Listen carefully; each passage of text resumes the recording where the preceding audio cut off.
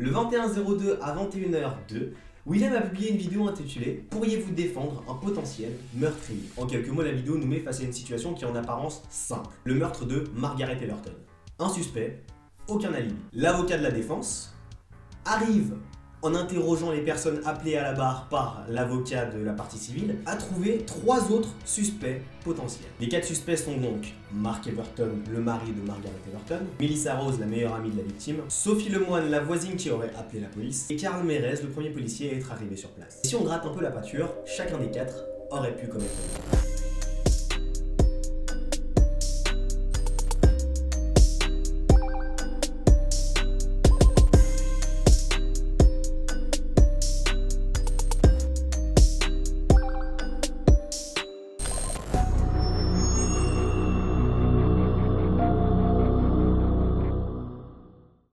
Moi, dans cette vidéo-là, nous jouons le rôle des jurés. On doit décider, d'après ce qu'on a vu, ce qu'on a entendu et ce qu'on a déduit, qui a tué Margaret Everton. Donc, qui est coupable et qui ne l'est pas. Comme chaque détail compte, surtout face à une vidéo de Willem, retraçons tout de A à Z. La victime se nomme Margaret Everton. C'est une professeure aimée de ses élèves, mais elle trompait son mari. Et son mari, ce soir-là, a tout découvert. Lors de la dispute, l'amant qui se trouvait dans un placard a pris la fuite. La voisine, Sophie Lemoine, a décidé d'appeler la police à cause du bruit que faisaient les deux. Lorsque la police, du moins le policier seul, est arrivé, il a trouvé Margaret morte sur le sol, avec au-dessus Mark, qui venait de lui retirer un couteau de la partie droite de son corps. Pour sa défense, le mari a déclaré avoir quitté l'appartement, puis être revenu et ensuite avoir découvert le corps de Margaret dans cet état. Concrètement, c'est du papier mâché, et je suis sûr que 3/4 d'entre vous qui ne regardent même pas les vidéos de Willem pensent que Mark est coupable. Mais c'est pas fini, on est face à une vidéo de Willem, les gars. Parlons 2 secondes de Sophie Lemoine.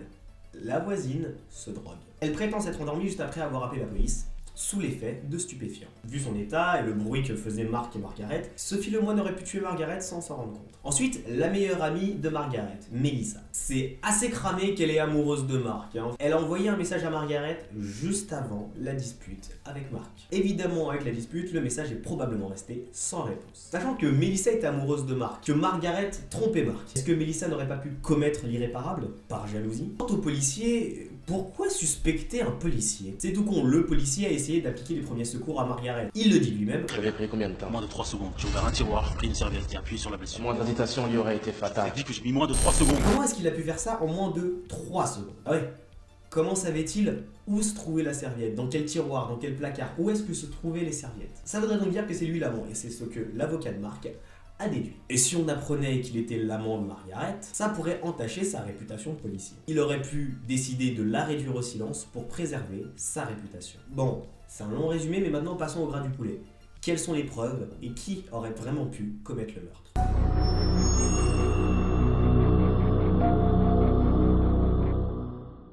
Commençons par Melissa. Elle a pas l'air très triste d'avoir perdu sa meilleure amie. Ça peut s'expliquer assez facilement. Tu es dans un procès, tu aimes la personne qui est accusée et tu es témoin à la barre. T'as pas forcément envie que la personne qui soit accusée se retrouve derrière les barreaux, c'est logique. Donc tu la défends, peu importe ce qui se passe, peu importe s'il a potentiellement tué ta meilleure amie. Tu vas d'abord te concentrer sur le procès et non la mort de ta meilleure amie. De plus, je vous parlais du message de Melissa, peut-être qu'elle voulait parler de ça à Margaret. En fait, Willem allait tellement loin que les suspects ont soit un Insta, soit un Twitter, soit les deux. Néanmoins, ça n'élimine pas Melissa, on en reparlera à la fin. Ensuite, Mark, si on regarde son Twitter, il avait l'air d'être vraiment sur les nerfs. Ah si, je vous jure, vous l'avez pas remarqué, mais si, il avait vraiment l'air d'être sur les nerfs. Mais le problème avec Mark, c'est qu'en fait, son alibi ne peut pas être confirmé ou infirmé. Personne ne peut avoir de preuve qu'il est vraiment sorti de l'appartement ou pas. Donc laissons-le aussi de côté pour le moment. Sophie Lemoine. Le fait est que les deux restants, leurs alibis se rejoignent. Et c'est assez compliqué de démêler tout ça. Sophie prétend avoir appelé la police, et c'est vrai, parce que Karl était le premier policier sur place. Mais comme je vous l'ai dit, Sophie s'est droguée ce soir-là. D'après son compte Twitter, elle aurait pris de la kétamine. Et si on va sur l'Instagram de la victime, c'est-à-dire Margaret Everton, voilà, comme ceci, qu'on appuie sur le lien, on se rend vite compte que Margaret était bien une prof, vu qu'elle a un groupe Facebook, avec 3 posts dessus. Un de ces posts dit: comme convenu, suite à mon absence d'aujourd'hui, voici la suite et la fin du cours de la semaine dernière. Les antalgiques, définition. Se dit d'un médicament utilisé dans la lutte contre la douleur. Il existe plusieurs sortes d'antalgiques qui sont dispensées en fonction des types de douleurs rencontrées. La kétamine, par exemple, est une substance utilisée comme anesthésie, comme puissante antalgique contre la douleur pour soulager les douleurs aiguës ou chroniques. On utilise aussi cette substance en pédiatrie pour réaliser des petites interventions, voire soulager les maux de tête. À ce propos, comme vous le savez sans doute, la kétamine est aussi utilisée de manière détournée en tant que drogue. Là, Margaret nous prévient des dangers, mais ce qui nous intéresse vraiment, c'est cette phrase. La kétamine présente des effets comme la perte de coordination motrice, rigidité musculaire, agressivité. Inutile de vous préciser que tout cela est amplifié lorsque la kétamine est mélangée avec des drogues ou des médicaments. Trou noir, incapacité de faire le moindre mouvement, sensation proche d'une expérience de mort imminente. Donc si Sophie Lemoine en se droguant a mélangé la kétamine avec quoi que ce soit, qu'il soit médicament ou autre drogue, les effets sont amplifiés, donc il est très probable qu'elle n'ait pas pu bouger. Et c'est le cas. On peut donc l'écarter. Et il ne nous reste plus que Karl. Karl prétend être le premier policier à être arrivé sur la scène de crime. Alors je peux d'ores et déjà vous dire que c'est complètement bidon. Déjà quand il a dit c'est le premier policier arrivé sur la scène de crime, j'ai tiqué. Lors d'un déplacement de la police, même pour une affaire banale, il n'y aura pas un, mais deux policiers. Question de sécurité. Donc déjà, le premier policier à être arrivé sur place, c'est un gros mytho. Mais ça pourrait très bien être le cas, ça se trouve peut-être, je sais pas, que l'autre policier était occupé à garer la voiture. On sait pas. Ensuite, si ce n'est pas le premier agent, on n'a pas de preuve que ça soit l'amant. Bah si, on voit bien lorsqu'il rentre dans l'appart qu'il n'a qu'une chaussette grise au pied gauche. Et l'autre se trouve derrière Marc. Donc ça prouve bien qu'il s'est rhabillé dans l'immeuble, comme le dit Maître.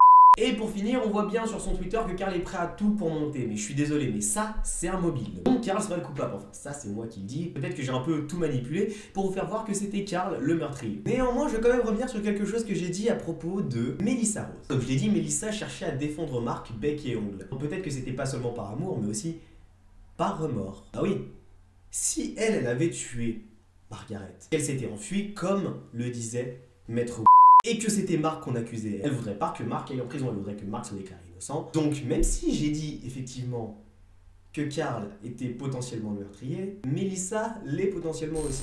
Néanmoins, malgré tout le procès, il nous reste un mystère à résoudre, celui qui concerne Willem lui-même.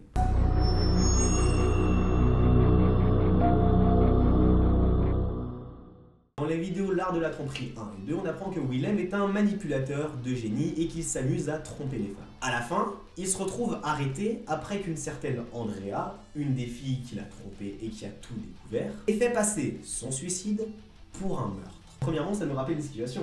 Conflit, meurtre d'une femme. D'ailleurs, regardez quelle unité a arrêté Willem. C'est la même unité que celle de l'inspecteur. Parlons-en d'ailleurs dans Le dilemme du prisonnier. Pierre, l'inspecteur adjoint et complice de Willem et de ses amis, dit ceci. Soit l'inspecteur vous fera tomber avec lui. Et du coup, qui est qui? Non, parce qu'en fait, comme Willem et l'inspecteur sont joués par la même personne, c'est assez compliqué de les différencier. D'ailleurs, en parlant de ça, l'avocat, comment il s'appelle? Il s'appelle Maître Willem. Il suffit de lire sur les lèvres du juge pour s'en rendre compte. Mais l'avocat en soi, même s'il s'appelle Maître Willem, c'est qui? Dans un bonus que Willem a mis sur Instagram, on découvre qu'il s'agit de l'inspecteur, donc l'inspecteur Willem. Du moins, c'est ce que la vidéo sous-entend. Et on va rester là-dessus. Devant Maître Willem se trouvent deux numéros et quelque chose en braille, parce que Maître Willem est presque aveugle. Traduisant, le message en braille signifie « chaque détail compte ». Quant au numéro, il y a des emojis dedans. Un représentant l'inspecteur, non, sans blague, et l'autre, une carte Joker. C'est pas sans nous rappeler le poker dans la vidéo Le dilemme du prisonnier. Les numéros nous renvoient sur deux messages vocaux laissés sur le répondeur d'une certaine Chloé. L'un de Willem,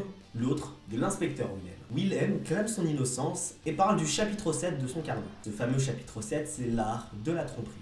Si vous voulez écouter les messages vocaux par vous-même, je vous ai mis les numéros en bas dans la description, même si la plupart du temps c'est assez surchargé. Au passage, j'ai remarqué un truc en écrivant cette vidéo. Le procès de Willem est sorti le 21/02 à 20h02. Si on additionne tous les chiffres, ça fait 7. Coïncidence? Je ne crois pas. On parle de Willem.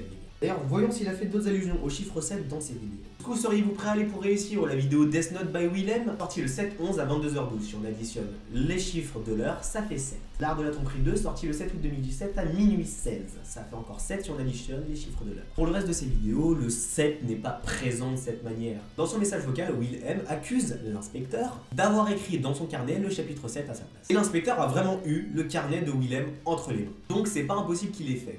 Mais pourquoi? Eh bien c'est très simple, c'est pour faire tomber Willem avec lui. Si on se réfère à ce que j'ai dit tout à l'heure, l'inspecteur Willem est devenu avocat. Et bizarrement, il voit Andrea, qui est censée être morte, suicidée. L'unité de l'inspecteur Willem a débarqué pile poil au moment où il fallait. Andrea a découvert le chapitre 7 du mémoire de Will-M, poil au mauvais moment. Sinon, elle aurait été comme les autres, simplement délaissée. Elle l'a dit elle-même, elle voulait donc se venger. Mais revenons à l'inspecteur. Plusieurs choses m'ont troublé. Il a réussi à deviner, juste en regardant Will-M, qui était le plus faible des 4 comparses dans la vidéo, le dilemme du prisonnier. Ou alors, qui est le plus fort des 4. Bizarrement, il avait l'air de savoir que Will connaissait le dilemme du prisonnier, comme par hasard. Et il avait l'air de lire en Will comme dans un livre ouvert. Toutes ces hypothèses étaient vraies. L'inspecteur et Will-M se ressemblent beaucoup trop pour que ça soit une simple coïncidence. La première hypothèse, c'est que Will-M et l'inspecteur Will-M sont exactement la même personne. Et c'est assez bizarre parce que, bon, je veux dire, ils se sont fait face dans la vidéo le dilemme du prisonnier. Alors, est-ce qu'on peut considérer que ce soit bien la même personne?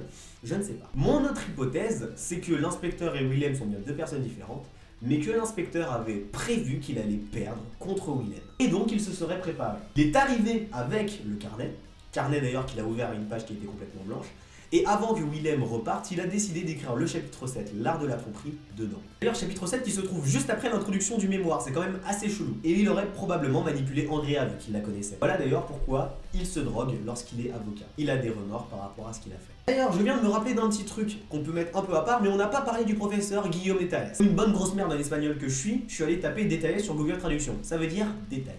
Comme par hasard.